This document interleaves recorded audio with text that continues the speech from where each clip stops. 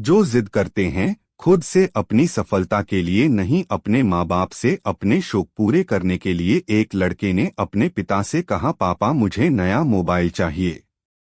पिता ने कहा, बेटा अभी कुछ वक्त रुक जा, फिर तुझे एक नया मोबाइल दिल दूंगा।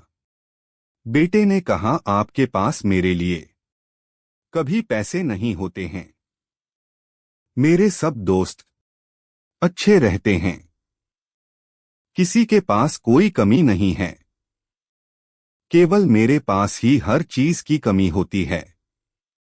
अब आप बच्चे पैदा करना बेहद आसान है, लेकिन उन्हें पालना बेहद मुश्किल जब आप मेरी जरूरत पूरी कर ही नहीं सकते।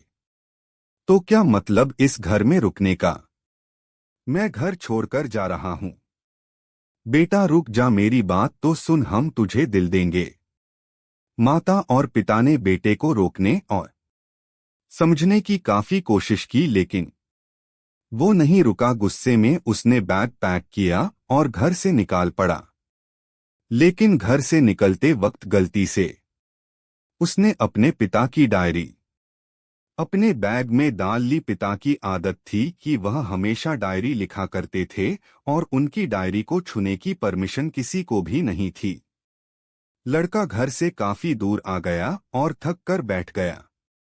जब उसने वो डायरी देखा तो उसने सोचा, आखिर मिल ही गया खजाना। आज पता चल जाएगा कि मेरे पिताजी ने कहाँ दौलत छुपा रखी है और उन्हें किन किन लोगों से पैसे लेने हैं, और सरा का सरा लेखा झुका आज मुझे मिल जाएगा। बेटे को लगा इस डायरी में पिताजी की सारी लेन देन का हिसाब होगा। जैसे ही लड़के ने उस डायरी को पढ़ना शुरू किया, उसकी आंखों से आंसू बहाने लगे। डायरी की शुरुआती पन्नों में बेटे को जो बाइक दिलाई थी उसका हिसाब लिखा था, जिसकी ईएमआई पिताजी अभी तक चुका रहे थे।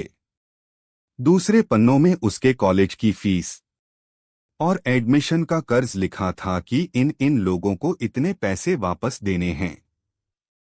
और सबसे आखिरी पन्ने पर लिखा था कि बेटे को अब मोबाइल दिलाना है। उसके लिए मुझे कौन कौन उधार दे सकता है? उन सभी लोगों के नाम लिखे हुए थे।